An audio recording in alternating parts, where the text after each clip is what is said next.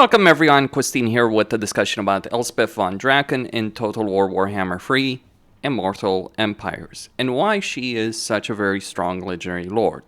I did state in my review of Thrones of Decay, and I did state in other videos that I don't necessarily think all that much about Elspeth, especially in terms of her character design. But I also stated that I do think her campaign is certainly very powerful.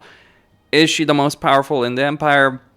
I would probably argue not, but she does have certain advantages compared to, say, Karl Franz, who has the new Prestige mechanic, which would probably make him very powerful, or Gelt, who has infinite number of mages, as well as those Cataclysm spells in a ridiculously overpowered campaign situation. Elspeth doesn't quite have that same level of power, but she does have genuinely the most powerful armies of the entire Empire, and because of her campaign mechanics, she has a certain level of flexibility on the campaign map that other legendary lords do lack. Because the Empire is a big place, and there's plenty of territory to cover, and you might be fighting a war on multiple fronts, like over here in this particular campaign, dealing with constant invasion of Norskins, Skaven, and then, of course, Greenskins, and that's just putting one side. And then you might want to expand into the desert, so yeah, it can be pretty complicated dealing with an Empire campaign. And that's kind of where Elspeth can shine, dealing with those kind of situations. Karl Franz is better as an Empire builder, Gelt is much better with magic and just the absurdity of his early game compared to Elspeth, but certainly she does have quite a bit on offer as well.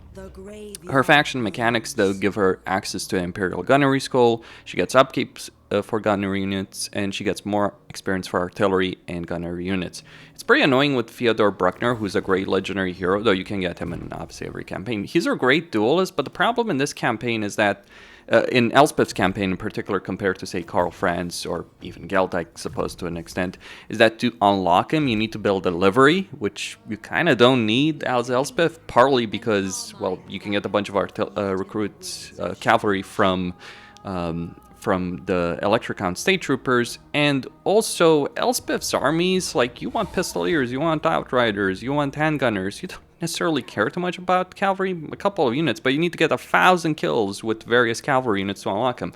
Powerful when you do, absolutely worth to do, but just, yeah, not really great dynamic over there with him.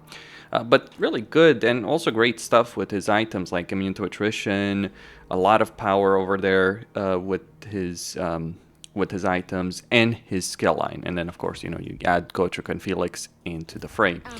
She does have regeneration in combat, and here's the thing I would say about Elspeth. She's really good against vampires because she has immunity to vampire corruption herself as a lord effect. She has Darkwalker, so she's actually quite resistant in combat. In particular, if you're flying the Carmine Dragon, which you certainly will for most of your campaign, she will actually be pretty strong.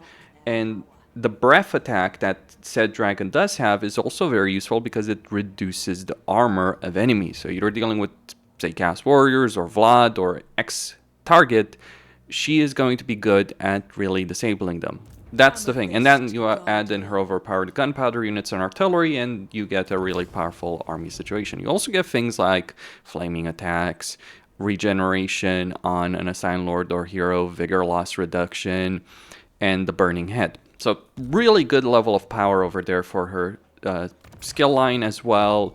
You look at things like increasing engineer capacity, recruitment cost, upkeep for gunnery units, being able to spam Purple Suns at a very significant cost reduction as well. Okay, that's part of it. Her campaign situation, it's very easy to just dominate Vlad in her situation. The problem might be Scrag, not necessarily because Scrag is such a difficult faction to deal with, but when you expand here, you're just going to position yourself in such a way that the Skaven and Greenskins are going to be a complete utter nightmare for much of your campaign. So that is obviously the risk in her campaign, and also in the campaigns as Karl Franz. So the thing is, I would argue Karl Franz is better at this because one of the things you can do with Karl Franz is you can allow the minor Imperial factions to survive, let them hold territory, or even give territory to Elspeth. She builds up, and then you can guarantee a confederation with those factions at a very opportune moment, as opposed to waiting for whenever the confederation meter decides that it's going to be nice that turn. That is certainly a bit annoying with regular confederations, and one of the advantages Karl Franz has. Though, on the flip side, you can attack Imperial factions and take their territory. You don't have any limitations on deployment. diplomacy, which is very nice to deal with in an Imperial campaign. Then furthermore, you get all of the upgrades over here for gunnery, skull units, mortars, hellstorms, all these stuff, and the Amethyst Armory. The way the Armory works is that you can recruit Amethyst Ironsides, Outriders, these are grenade launchers, Hellstorm rocket batteries that are just better than the baseline version, and then land ships. So that requires tier 4, which will require tier 5 of Nuln. The two requirements here are fairly easy. I just haven't actually used the Spirit Barrage. I haven't even gotten it because you're going to be using these schematics quite a bit for other things. But requiring to get to tier 5 for land ships, I mean, it is exceptionally powerful when you do get them, because land ships are strong units in battle, and just being able to use them. I mean, siege tanks in general have received such an overhaul that they're much better in battle overall. And then you consider like the steam tank volley gun. I think I would have much rather had that unit to unlock like an Amethyst version of that unit. That would have been pretty broken, not gonna lie. But I mean, yeah, land ships certainly very strong, very good over there. Good amount of power overall.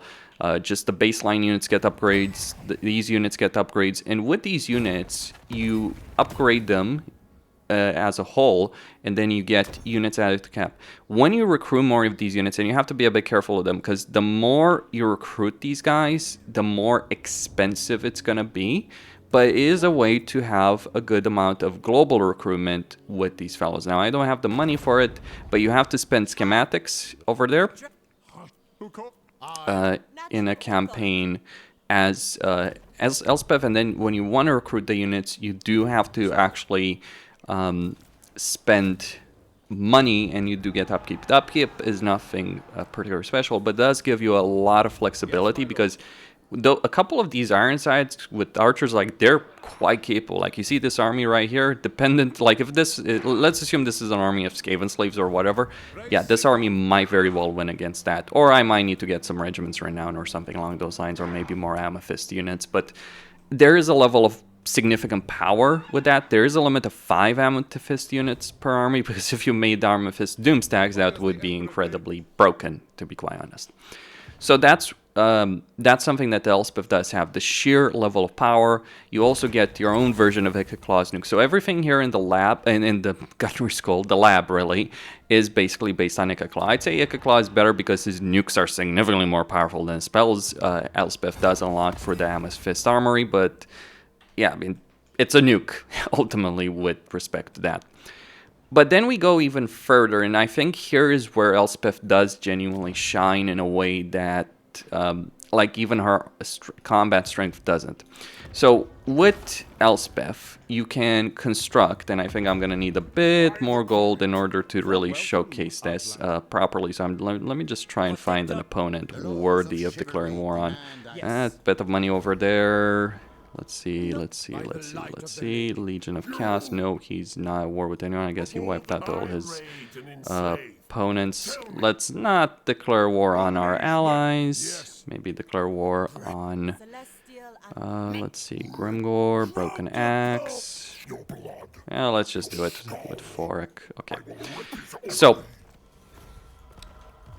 and maybe even that's not quite enough gold to deal with everything I have. Like, I do play certainly campaigns. I'm just going to cancel it because I'm not going to continue this campaign.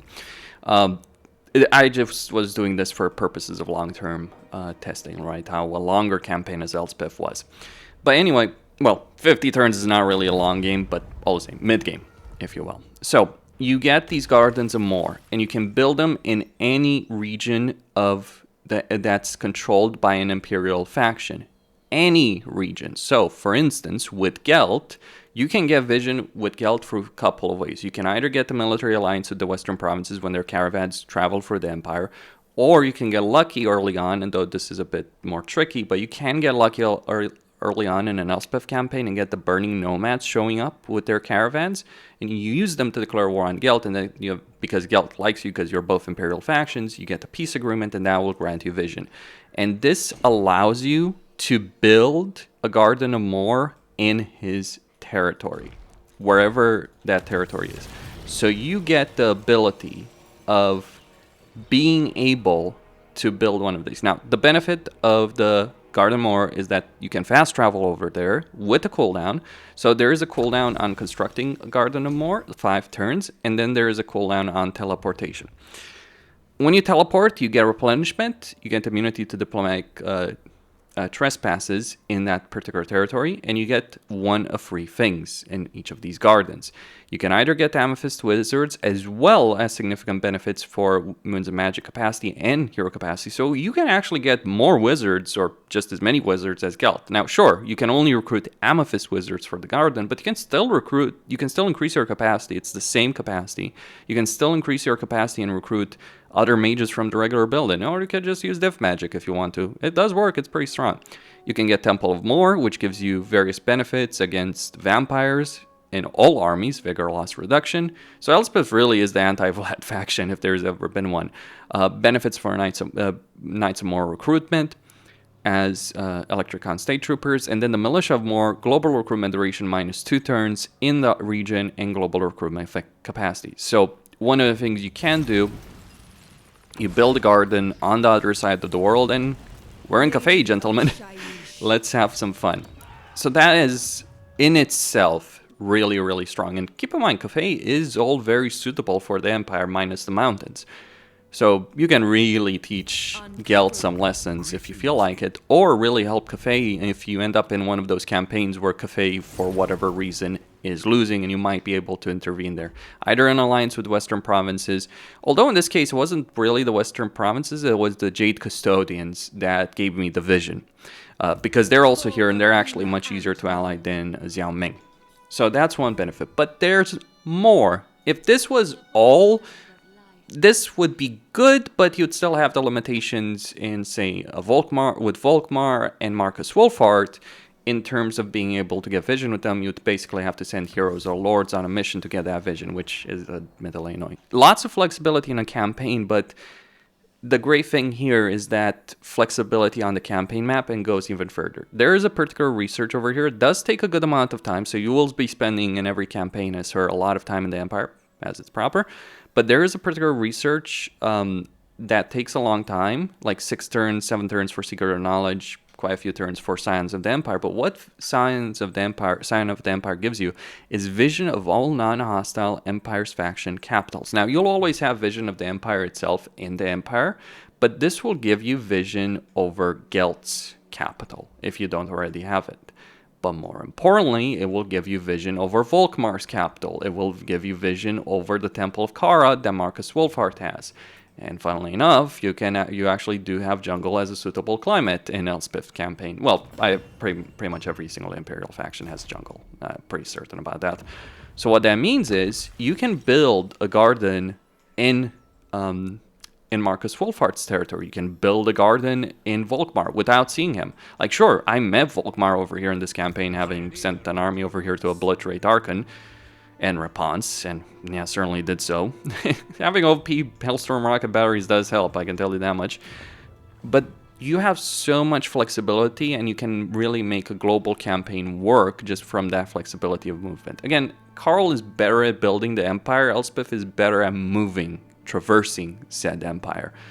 Karl will have a better economy and other significant benefits. He'll certainly have more state troopers than her. Elspeth will have the flat-out better army with Amethyst mages, and Gelt will have more magic. I'd still say that Gelt and Karl Francis are better campaigns to play, but yeah, there's quite a bit on offer here. I would dare say it's just like, for me, what's disappointing is the character design, but there's certainly quite a few things that do work for her. I would like to comment that it is annoying playing an Imperial campaign and having to get these Wood Elven forests. Fighting Draca, one thing. Fighting these passive Wood Elves, a bit annoying, really. Anyway, that's all I had to say. Costine signing out. Don't forget to subscribe, like, and enable notifications, and stay tuned for more.